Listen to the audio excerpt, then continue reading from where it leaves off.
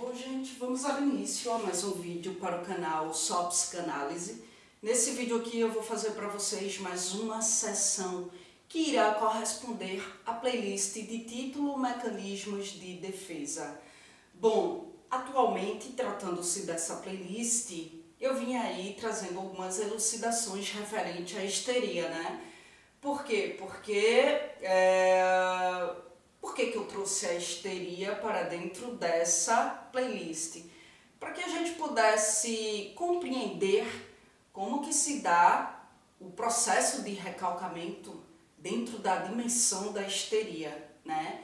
E aí comecei a falar sobre o sintoma histérico, né? E uma das coisas que eu falei no vídeo anterior, tratando-se dessa playlist, é que na atualidade, ou seja, no momento atual, a histeria caiu em desuso.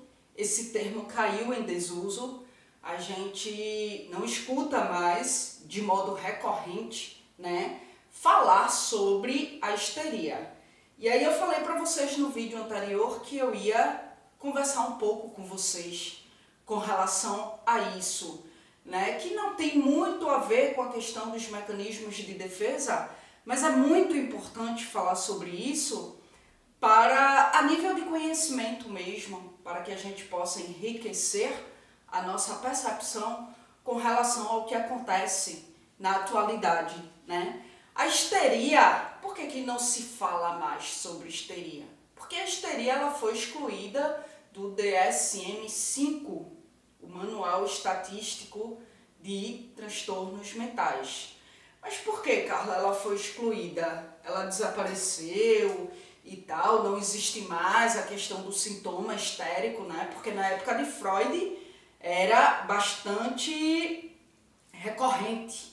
Inclusive, foi estudando os sintomas histéricos, foi estudando a histeria que Freud acabou trazendo aí, conceituando, na verdade,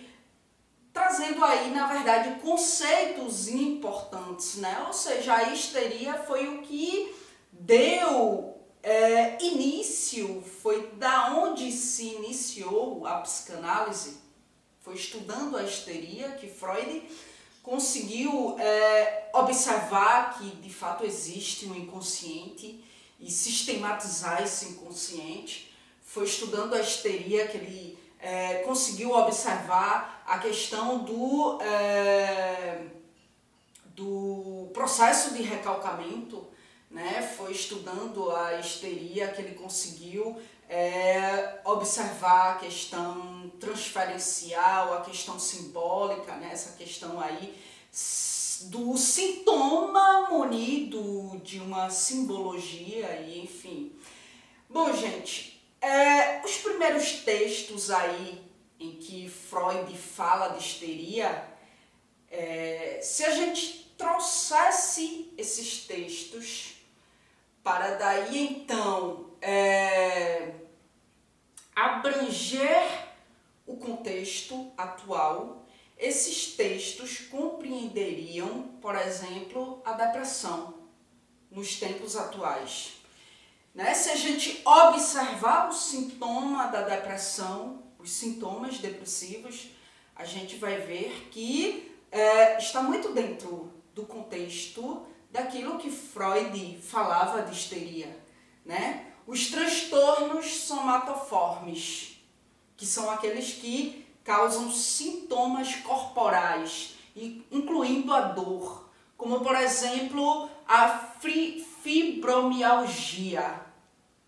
Conheci uma pessoa com fibromialgia, na verdade 2 pessoas com fibromialgia do meu contexto. Sentem dores assim que essas pessoas narram que são dores insuportáveis, sabe? E, cara, não tem uma lesão anatômica, orgânica, para explicar essas dores, sabe? A síndrome do pânico, né? Os ataques de pânico, tá muito dentro dos textos freudianos acerca da histeria. transtornos dissociativos, né? Que, no caso, nos transtornos dissociativos, como é que eu posso dizer? Há um rompimento da integração normal da consciência, há um rompimento da memória, há um rompimento das percepções, da identidade, da emoção, da representação corporal, do controle motor, do comportamento. Há um rompimento nesses fatores. E essas pessoas, elas podem aí experimentar a despersonalização, que é o desprendimento do self, ou seja, o desprendimento do eu, como também a desrealização, que é o desprendimento do ambiente, há uma fragmentação da identidade. Então, isso aí também está muito dentro daquilo que Freud relatava sobre, no que diz respeito às suas percepções com relação à histeria, né? A perda de memória também em relação aí às informações pessoais, ou seja, a amnésia, né, dissociativa, tudo isso aí faz parte, são sintomas que faz parte daquilo que hoje se chama de transtornos dissociativos. Mas se a gente observar esses sintomas e a gente fazer um comparativo com os textos de Freud acerca da histeria, a gente vai ver que esses textos de Freud compreendem, né, todos esses quadros que eu citei aqui, a depressão, o ataque de pânico, né, os transtornos dissociativos. Então, estresse hoje em dia, a gente vê muita gente aí acometido de estresses que são gerados aí por eventos traumáticos, que são gerados aí por conflitos internos intoleráveis e que acabam aí desencadeando ansiedade e acabam aí desencadeando esses transtornos dissociativos, e tudo isso aí está muito dentro daquilo que Freud falava sobre a histeria. A bulimia, a anorexia, né? A personalidade borderline, que para a psicanálise não existe, né, essa personalidade borderline, não existe essa estrutura da personalidade. Então, para a psicanálise, a personalidade borderline, na verdade, é uma fronteira aí entre a neurose e a psicose, enfim. Então, todos esses quadros, gente, na época de Freud, seriam aí quadros descritos como histeria mesmo. Todos esses quadros é um retorno à histeria. Tá, Carla, mas e por que mudou? E por quê? Por que a histeria foi então fragmentada nesses quadros aí, os quais você mencionou? Bem, quem vai falar sobre isso é a Roudinesco. Uma obra chamada Por que a Psicanálise? Que inclusive é um livro o qual a minha professora, na verdade a minha supervisora de estágio, pediu para que a gente lesse, né, e fizesse aí um fichamento acerca desse livro, porque é um livro de fato muito atual da Roudinesco e que de fato compreende esse contexto atual que vivemos. Então, a Roudinesco, nesse livro, ela vai falar o porquê que a histeria ela foi fragmentada nesses pequenos quadros aí, por que ela saiu do DSM-5 e foi aí fragmentada nesses quadros: depressão, síndrome do pânico, anorexia, bulimia, transtornos dissociativos e por aí vai. Gente, por uma razão muito simples, Freud, ele tratava dos sintomas histéricos única e exclusivamente por meio da catarse, única e exclusivamente por meio desse método e posteriormente por meio da associação livre, que é o método psicanalítico utilizado até hoje. né? Uma vez que a lembrança traumática foi recalcada, Freud ele vai tentar um acesso, né, ao inconsciente por meio da associação livre, por meio dos sonhos, por meio dos atos falhos provenientes da associação livre. Então, por meio desse método, por meio da associação livre, ele vai interpretar o que está nesse inconsciente, o que está recalcado nesse inconsciente, essa lembrança traumática, né? Que daí então está esse conteúdo, ele está sendo descarregado, a sua energia libidinal, né? As tensões desse sintoma estão sendo aí convertidos em sintomas corpóreos. Então Freud ele ia trabalhar esses conteúdos inconscientes para que daí então eles pudessem ser diluídos dessa parte do corpo que está causando o sofrimento. A partir do momento que ele conseguia trabalhar esses conteúdos e o sujeito conseguia elaborar essa lembrança traumática, né? A partir do momento que esse sujeito conseguia simbolizar, elaborar, daí então o sintoma corpóreo desaparecia porque havia aí uma diluição. Na medida que ele estava comprimido, né? E a partir do momento que daí então ele é elaborado, então ele é descondensado dessa parte do corpo. O que é que mudou, gente? O que é que mudou? A psicofarmacologia começou a ganhar espaço, né? Inclusive tomar o espaço da psicanálise. A indústria farmacêutica começou a ganhar espaço. Então, o que é que acontece? Por uma questão de interesses, por uma questão rentável para a indústria farmacêutica, por uma questão de estratégia, mudar um quadro de histeria para, por exemplo, para a depressão, né? Significa atribuir isto a uma consequência neurológica. O bichinho ele está depressivo porque há aí um déficit na produção de neurotransmissores. Vamos então medicar. Vamos medicar para que daí então esses neurotransmissores possam ser produzidos adequadamente, daí então o bem-estar desse sujeito possa voltar à tona e ele possa daí então ser curado da depressão. Mas não é. Por que que não é? Vai tirar uma medicação de uma pessoa que está aparelhada por um quadro de depressão. Tira a medicação, você vai ver que ela não vai continuar munida de um bem-estar. Por quê? Porque as causas conflitivas, os conteúdos inconscientes que está causando de fato esse sintoma não está sendo tratado. Não está sendo tratado. Por quê? Porque é muito mais rentável tratar com medicação.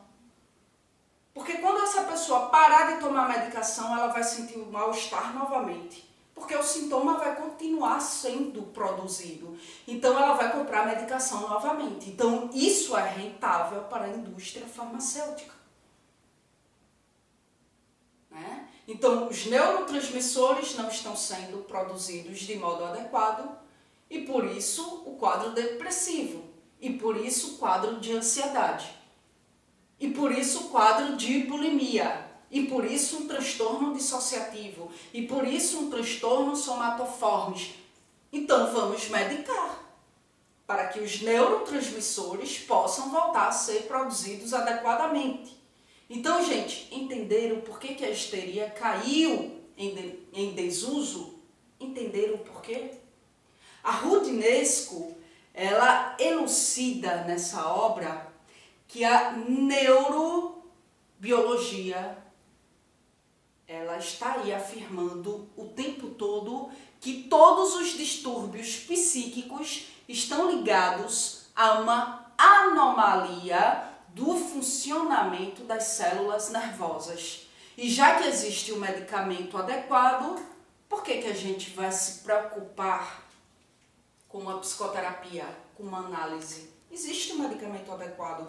E aí, eu não estou dizendo que a medicação não é importante, porque de fato, uma pessoa quando está acometida por um quadro de depressão, ela precisa de uma medicação, mas essa medicação justamente para que, né, os neurotransmissores possam ser produzidos adequadamente, mas aí essa medicação ela precisa estar em paralelo com a psicoterapia, com a análise, para que os reais sintomas que está produzindo, para que os reais conteúdos, na verdade, que estão aí produzindo esses sintomas depressivos possam ser elaborados, possam ser simbolizados. E aí, cada vez mais, esse quadro depressivo ser abrandado. Não vou falar em cura, porque a psicanálise não gosta dessa palavra. Entende? A psicologia não gosta dessa palavra, de cura. Mas aí, há um abrandamento. A partir do momento que há um trabalho nos conteúdos conflitivos do sujeito, a partir do momento que ele consegue elaborar, há um abrandamento dos sintomas, como lá na época das histéricas, que chegavam para Freud todas tortas lá, às vezes sem falar, às vezes cega, às vezes toda paralisada e não tinha lesão anatômica para explicar aquilo. E Freud ia ali, trabalhar aqueles conteúdos inconscientes que estavam, que estavam aí produzindo esses sintomas, e a partir do momento que esses conteúdos eram trabalhados, eram elaborados, então esses sintomas corpóreos eram abrandados, desapareciam. Gente, no fim do século XIX, a histeria imperava em Viena. Era a epidemia da época. E hoje, sumiu. O que aconteceu com a histeria? Desapareceu? Não existe mais? Gente, qual que é a epidemia que anda imperando? Como já foi dito, a depressão, povo. Mas e a histeria do fim do século XIX? Foi para onde? Foi sanada? Não existe mais histeria? E aí, Rudinesco vai dizer que não foi sanada, que existe sim a histeria. A histeria não desapareceu, mas ela está sendo cada vez mais vivida e está sendo cada vez mais tratada como depressão, como ansiedade, como ataque de pânico, como bulimia, como anorexia e como todos os outros quadros, os quais eu já mencionei aqui. E aí, gente, ela diz, essa substituição não é por acaso.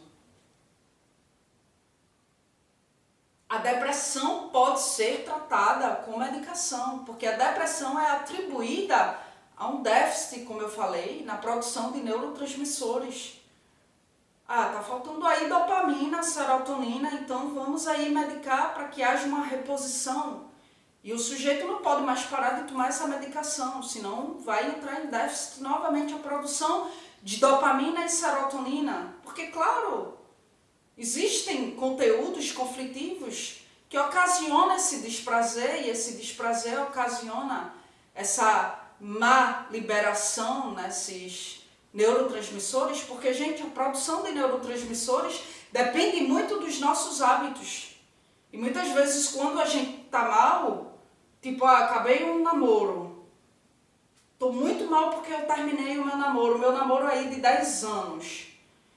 Fico muito mal, não vou trabalhar esse luto, não vou trabalhar essa perda. O que vai acontecer? Vou cair na tristeza, vou cair no desânimo, vou me alimentar mal, não vou ter ânimo para ter hábitos saudáveis. Então, claro, a produção de neurotransmissores importantes para o nosso bem-estar vai declinar também. Mas A depressão, geralmente, ela é atribuída a uma anomalia na produção de neurotransmissores. Então, vamos medicar. E os conteúdos conflitivos que estão ocasionando a depressão não são aí trabalhados. Porque é importante aí para o psiquiatra e ser medicado. Medicou, já está um pouco melhor amanhã ou depois, então não tem que ir para psicoterapia, não tem que ir para análise, né? A histeria não é causa. Lá na época de Freud não era causa de um déficit de secreção química, e sim sintomas provenientes de conteúdos inconscientes. E que esses sintomas só seriam sanados a partir do momento que esses conteúdos inconscientes fossem elaborados. Esses conteúdos inconscientes não suportados pela consciência e que por isso não são tratáveis por meio aí de uma análise, de uma psicanálise, né? Esses conteúdos vão continuar, sim, gerando sintomas. Então, a medicação só vai tamponar. Só vai ser aí um paliativo. Não vai resolver. O conflito, gente, não é mais um núcleo normativo de formação subjetiva. Rudinesco vai dizer, o tormento causa do sexo, da vida sexual, o tormento causa da morte, o tormento causa da proibição. Tudo isso aí foi substituído pela concepção de que o sujeito, diante desses conflitos, é simplesmente um sujeito depressivo. E aí, a essência do conflito é tratada única e exclusivamente por meio da medicação. O conflito neurótico, nos tempos em que vivemos hoje, ele não é mais tratado como sendo oriundo do inconsciente. Esse conflito, que ressurge através do corpo, é tratado como depressão. O que acontece? O que é que acontece? Muitos dos sujeitos são aí tratados com medicação como se fossem depressivos, mas na verdade estão acometidos por sintomas neuróticos. E aí, por serem tratados com medicação como se fossem depressivos, não superam o quadro. Por quê? Porque as verdadeiras causas de seu tormento não são tratadas. É impressionante, muito impressionante, como a histeria caiu no esquecimento, como os quadros neuróticos caíram no esquecimento, né? É impressionante. Mas eram quadros aí bem acentuados na época de Freud e Charcot, sabe? E não é que não sumiram, mas aqui foram aí transformados simplesmente em déficit na produção de neurotransmissores. Não há mais conversões, né? As conversões ficaram esquecidas, né? Os conflitos, as lembranças traumáticas convertidos aí em sintomas corpóreos, isso aí não existe mais.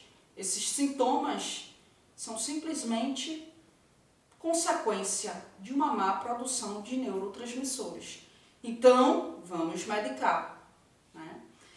Bom, então é isso, gente. Eis aí mais uma elucidação, né, a respeito da histeria. Espero que tenham gostado. Na tela final aqui do vídeo, você vai encontrar aí o meu canal primário aqui no YouTube, que é o canal Mente Aberta, onde lá eu abordo temáticas dentro de várias áreas da psicologia e para além da psicologia também. Então conhece lá se você não conheceu ainda. E você vai encontrar aí a playlist Mecanismos de Defesa, que é onde eu venho tratando, né, das temáticas aí que engloba a questão dos mecanismos de defesa, tá bom? É isso, gente. Muito obrigada mais uma vez pela atenção de vocês e até as próximas gravações.